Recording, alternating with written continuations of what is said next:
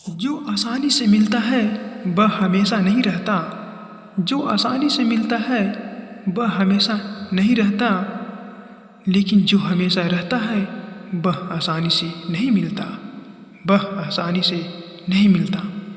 मैं Vigyanand teaching of education में आपका स्वागत है। आज का टॉपिक है शिक्षा का अधिकार। आप जानेंगे शिक्षा का अधिकार क्या है, उसका उद्देश्य, उसका सुपरिणाम एवं शिक्षा की जो प्रमुख चुनौतियां हैं वो भी साथ में जानेंगे। आप बुक में देखेंगे तो बहुत ज़्यादा पॉइंट लिखा रहता है जो आपके समझ से बाहर है, और इस टॉपिक में आप ओनली फॉर मुख्य पॉइंट की बात कही गई है जो आपको आसानी से याद हो जाएगा। तो आइए मैं शुरुआत करता हूँ। आप जानेंगे शिक्षा का अधिकार क्या है। शिक्षा का अधिकार क्या है? शिक्षा का अधिकार अधिनियम 2009 86वें संविधान संशोधन 2002 के तहत मुक्त और अनिवार्य शिक्षा को सार्वभौमिक अधिकार को सुनिश्चित किया गया। अर्थात 86वें संविधान संशोधन 2002 से मुक्त मतलब फ्री में शिक्षा देने का प्रावधान किया गया। इस संविधान के द्वारा 21A जोड़ा गया। इस संविधान के द्वारा 21A जोड़ा गया जो यह प्रावधान करता है कि 6 से 14 वर्ष का जो बालक है, 6 से 14 वर्ष के सभी बच्चों के लिए निःशुल्क शिक्षा अनिवार्य की गई है। सभी बच्चों को मुफ्त में शिक्षा मिलेगी। संसद में निःशुल्क एवं अनिवार्य शिक्षा अधिनियम 2009 पारित किया गया जो 1 अप्रैल से लागू कर दिया गया, जो 1 अप्रैल 2010 से लागू कर दिया गया। इस अधिनियम में 7 अध्याय एवं 38 खंड है। क्या है? 7 अध्याय एवं 38 खंड है।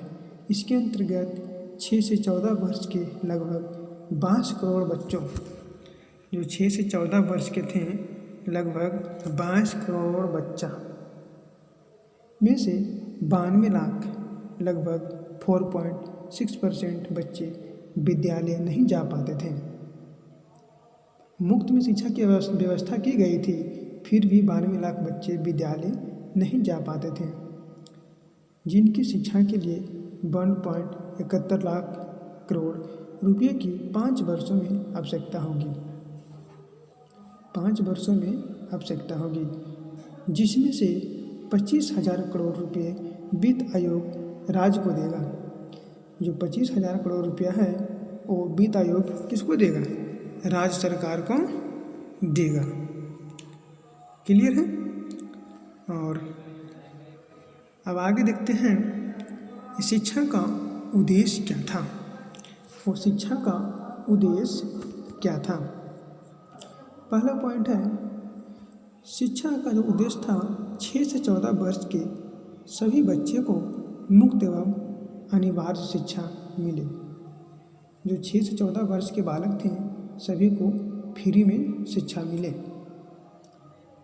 सेकंड पॉइंट है, कोई भी स्कूल अगर बच्चे को शिक्षा देने का अधिकार से इनकार कर रहा है, यदि बच्चे को शिक्षा नहीं दे रहा है कोई भी स्कूल में, तो स्कूल पर कानूनी कार्यवाही हो सकती है।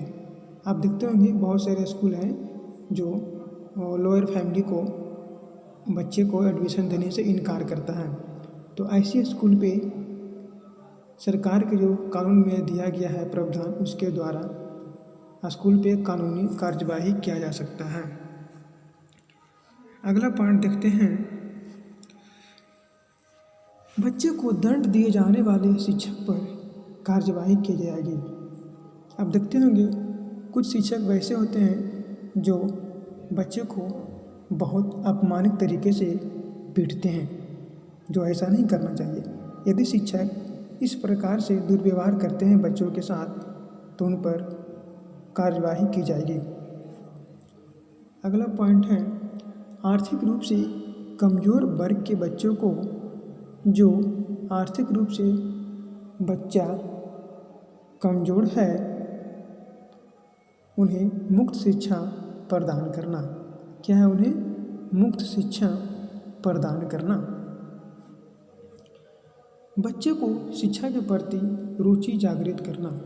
जो बच्चे हैं जो स्कूल में पढ़ने के लिए आ रहे हैं उनको शिक्षा के प्रति क्या है? रुचि जागृत करना, रुचि उत्पन्न करना। अगला पॉइंट है लड़कियों की शिक्षा पर विशेष ध्यान देना। जो बालिका होती है उनकी शिक्षा पे क्या कहा गया है? विशेष ध्यान कहा गया है। किसमें? शिक्षा के अधिकार में। अगला पॉइंट है ग्रामीण क्षेत्रों तक, जो ग्रामीण के क्षेत्र हैं वहाँ तक शिक्षा का प्रसार करना। आप देखते होंगे ज़्यादातर लोग शहर में शिक्षा की व्यवस्था ज़्यादातर रहती है, ठीक है, लेकिन जो ग्रामीण इलाके हैं वहाँ शिक्षा का साधन उपयुक्त नहीं होती है। इसलिए जो ग्रामीण क्षेत्र के लोग हैं वहाँ तक भी शिक्षा का प्रचार प्रसार करना, वहाँ भी स्कूल विद्यालय खोलने का प्रावधान किया गया है। अगला पॉइंट है जहाँ शिक्षा नहीं पहुँचा है। जिस क्षेत्र में शिक्षा नहीं पहुँचा है, ऐसा नहीं है ना कि सभी क्षेत्र में शिक्षा पहुँच गया है। बहुत से ऐसे भी जगह होंगे, एरिया होंगे, ग्रामीण क्षेत्र होंगे जहाँ शिक्षा नहीं पहुँचा है। उस क्षेत्र तक शिक्षा पहुँचाना, उस क्षेत्र तक क्या है? शिक्षा पहुँचाना, है ना। बच्चे को मुक्त पुस्तक, वर्दी और छात्रवृत्ति प्रदान कर शिक्षा को बढ़ावा देना। जो बच्चे को मुक्त पुस्तकें जैसे वर्दी हुआ, छात्रवृत्ति प्रदान कर शिक्षा को क्या करना है? बढ़ावा देना है। इस कानून को लागू करने पर, अगला पॉइंट है, इस कानून को लागू करने पर आने वाले जो खर्च होगा, क्योंकि अब बच्चे को मुफ्त में जो पुस्तकें, वर्दी और छात्रवृत्ति मिल रही है उसके ऊपर गवर्नमेंट का तो खर्च होगा ही ना, बिल्कुल होगा। तो खर्च का जिम्मेदार उठाएगा कौन? इसलिए कहा गया है, इस कानून में कहा गया है कि जो भी बच्चे पर आने वाला खर्च होगा वो केंद्र सरकार और राज्य सरकार मिलकर देगी। क्या देगी? केंद्र सरकार और राज्य सरकार मिलकर उठाएगी। यहाँ तक बात समझ में आ गई है। अगला पॉइंट है कमज़ोर वर्ग के बच्चा, जो कमज़ोर वर्ग के बच्चे होते हैं उनके लिए 25% जो सीटें होती हैं उसे आरक्षित होगी, रिजर्व होगी। अगला पॉइंट है योग्यताधारी शिक्षकों की भर्ती करना। जो शिक्षा के एजुकेटेड हैं, है ना, उन्हीं को शिक्षकों की भर्ती करना, उन्हीं को मतलब शिक्षक में भर्ती करना। जिससे क्या, जब शिक्षा योग रहेंगे तभी ना छात्र योग बनेंगे। जब शिक्षक योग ही नहीं रहेंगे तो छात्र योग कहाँ से बन पाएंगे? ये सोचने वाली बात है। अगला पॉइंट है प्रभावी पाठ सामग्री का विकास करना। पाठ सामग्री क्या होता है? पढ़ने वाली वस्तु, जो बच्चे का उपयुक्त वस्तु है उसको क्या विकास करना, लाना, व्यवस्था करना। अगला पॉइंट है प्राथमिक शिक्षा पूर्ण करने वाले छात्र को एक प्रमाण पत्र देना। जब कोई बालक प्राथमिक शिक्षा में पढ़ता है और उसकी शिक्षा पूर्ण हो जाती है तो उन्हें क्या एक सर्टिफिकेट देना, जिसको बोलते हैं क्या प्रमाण पत्र देना, है ना। हर स्कूल में मिलता है। 10th का बोर्ड एग्जाम दो, इंटर का, बीए का, बीएससी का, एमएड, बीएड कुछ भी हो, है ना, सभी का एक प्रमाण पत्र मिलता है कि मैं इस कॉलेज से उत्तीर्ण हो चुका हूँ, है ना, जरूरी चाहिए। अगला पॉइंट है शिक्षा अधिकार अधिनियम की प्रमुख चुनौतियाँ। इसमें कौन कौन सी चुनौतियाँ का सामना करना पड़ेगा? ये चुनौतियाँ आती है, मैं बारी बारी से देखता हूँ। पहला पॉइंट है शिक्षा का अधिकार 1 अप्रैल 2010 में लागू हुआ। बिल्कुल सही है। शिक्षा का अधिकार कब लागू हुआ? 1 अप्रैल 2010 में, ठीक है। परंतु इसे पूर्ण रूप से गति प्रदान करने के लिए अभी लंबी दूरी तय करनी है। इसका योजना लागू हो गया कि अब 1 अप्रैल 2010 से शिक्षा लागू होगा, लेकिन लागू करने के पहले बहुत सारे काम करना पड़ता है ना। जैसे आपने एक सोचा घर बनाना है, ठीक है, आपके पास ऑलरेडी ज़मीन है, लेकिन घर बनाने के पहले आपको ईंट, बालू, सीमेंट, छड़, गिट्टी ये सब क्या व्यवस्था करना पड़ेगा ना, उसके लिए पैसे लगेंगे, तो सारा मैनेजमेंट करना पड़ता है। ठीक है, तो अभी लंबी दूरी तय करना बाकी है। आगे देखते हैं, इन खर्चों का बंटवारा राज्य एवं केंद्र सरकार के बीच किया जाएगा। जो भी खर्च होगा, जो भी स्कूल बनाने में जो भी खर्च होगा, उसका बंटवारा कौन करेगा? राज्य सरकार करेगा। कौन करेगा? राज्य सरकार करेगा। ठीक है, हाँ जी। और आगे देखते हैं, अगला पॉइंट है, बच्चों को अपने घर से 3 किलोमीटर के दायरे में, जो बच्चा है उसको घर से 3 किलोमीटर के दायरे में स्कूल देने का प्रावधान है। बच्चा के घर से कितने किलोमीटर तक? 3 किलोमीटर के अंदर तक ही स्कूल देने का प्रावधान है। यदि स्कूल इससे दूर होगा तो बच्चे को लाने ले जाने का जो भी खर्च होगा वो निःशुल्क व्यवस्था राज्य सरकार के द्वारा दिया जाएगा। इसलिए आप देखते होंगे जो भी गांव में स्कूल होंगे वो क्या है, लोकल नज़दीक ही रहता है, प्रत्येक 3 किलोमीटर के अंदर ही रहता है ना।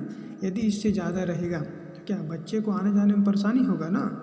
जी बिल्कुल। तो यदि ऐसा होता है तो लाने और ले जाने का जो खर्च होगा वो किसका हो जाएगा? राज्य सरकार का।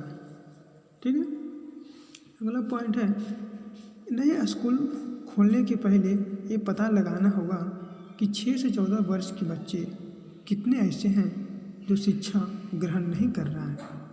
लेकिन ऐसे स्कूल खोल देगा नहीं ना। स्कूल खोलने के लिए पहले कुछ रूल होता है। मान लिया कि स्कूल खोल दिया और उस एरिया में, उस इलाका में बच्चे पढ़ने वाले है ही नहीं है, बहुत कम की मात्रा में, तो क्या दिक्कत है ना।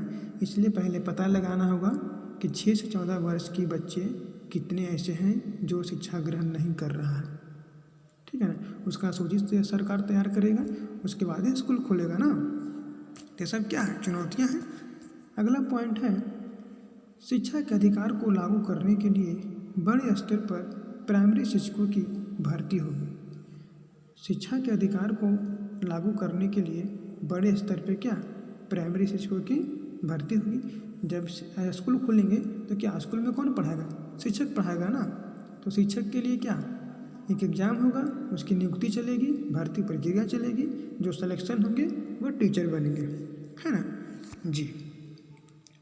आगे देखते हैं, अब जानेंगे शिक्षा के अधिकार का सुपरिणाम अर्थात रिजल्ट।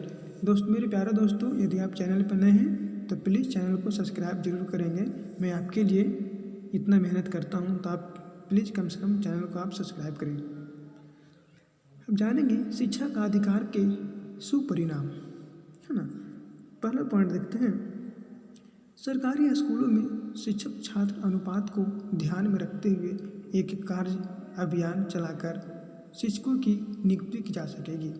इसमें यह कहा गया है कि कितने स्टूडेंट पे, कितने विद्यार्थी पे एक शिक्षक होंगे, ये सब क्या है ध्यान में रखना होगा ना। मान लिया कि 100-200 स्टूडेंट हैं और एक शिक्षक रहेंगे, तो क्या स्कूल चल पाएगा? बच्चे पढ़ पाएगा नहीं ना। इसलिए ये सब का ध्यान रखा गया है, शिक्षक और छात्र के अनुपात का। ठीक है, अगला पॉइंट है, शिक्षा के पाठ्यक्रम में गांव एवं शहर का इतिहास को खोजना शामिल किया गया है। तो शिक्षा के जो पाठ्यक्रम में शामिल किया गया है, पाठ्यक्रम जो होती है कि स्कूल के अंतर्गत क्या क्या पढ़ाना है, खेल योजना, पढ़ाई से रिलेटेड, मतलब सारा गतिविधि रहता है पाठ्यक्रम के अंतर्गत। ठीक है, गांव एवं शहर का इतिहास को खोजना शामिल किया गया है। ठीक, अगला पॉइंट है, शिक्षण प्रक्रिया में बच्चों को रटने की बजाय सीखने के लिए अलग जगाना इसका मुख्य उद्देश्य है। ऐसा नहीं कि बच्चे को मार पीट कर उसको रटा दो और कल आकर उससे पूछो तो भूल जाएगा। तो बच्चे के साथ ऐसा नहीं करना है। बच्चे को रटाने के बजाय क्या उसे समझाना है ना, क्योंकि समझा हुआ बात बहुत दिनों तक याद रहता है। ठीक है, अगला पॉइंट है, कक्षा 1 से 8 तक के विद्यार्थी, जो कक्षा 1 से 8 तक के विद्यार्थी के लिए शारीरिक विकास के लिए नियमित स्वास्थ्य परीक्षण होना चाहिए, जिससे बच्चों का स्वास्थ्य अच्छे रहते हैं। जो क्लास 1 से 8 तक के जो विद्यार्थी हैं उनके लिए एक्सरसाइज की व्यवस्था की गई है। शारीरिक व्यायाम कराया जाएगा, जिससे क्या बच्चे फिजिकल में फिट रहेंगे। जब स्वस्थ रहेगा शरीर तो मानसिक भी स्वस्थ होगा, है ना। इसलिए कहा जाता है स्वस्थ शरीर में ही स्वस्थ मानसिक का विकास होता है। ठीक है। अगला पॉइंट है सरकारी स्कूल की परीक्षा। जो सरकारी स्कूल की परीक्षा होगी उसका परिणाम सुधारने के लिए शिक्षक को पढ़ाई छोड़कर चुनाव जनगणना जैसे कार्यों में न लगाया जाना चाहिए। आप अभी देखते होंगे कि बच्चे का एग्ज़ाम चल रहा है और उधर चुनाव भी चल रहा है, तो जहाँ पे 10 टीचर की आवश्यकता है वहाँ 2 टीचर रहेंगे और बाकी टीचर जो हैं कहाँ चले जाएंगे, वो चुनाव में चले जाएंगे। वैसा नहीं करना है, ठीक है। इसमें प्रावधान किया गया है लेकिन ऐसा नहीं हो रहा है। अगला पॉइंट है शिक्षकों की कमी को देखते हुए बीएड एवं डीएड न होने पर भी शिक्षक के रूप में भर्ती हो सकेगी। अर्थात कहा गया है कि जो बीएड जो भी टीचर बीएड का डिग्री या बीएड क्वालिफाई किए हुए हैं या डीएड क्वालिफाई किए हुए हैं वही टीचर बनने लायक योग हैं। अगर ऐसा नहीं किए रहते हैं फिर भी उन्हें 3 वर्ष के अंदर अपने शैक्षिक डिग्री पूरा करनी होगी। यदि आप वो टीचर बन भी गए तो उनको 3 साल के अंदर हर हालत में उन्हें बीएड की डिग्री या डीएड की डिग्री प्राप्त करनी होगी। ठीक है जी। तो मैं उम्मीद करता हूँ कि आपको एक टॉपिक समझ में आ गया होगा। तो प्लीज़ ये चैनल को सब्सक्राइब जरूर करें। यदि आप इसका पीडीएफ चाहते हैं तो नीचे टेलीग्राम चैनल का लिंक दिया गया है, आप टेलीग्राम को ज्वाइन करके पीडीएफ को प्राप्त कर सकते हैं। जय हिंद, जय भारत।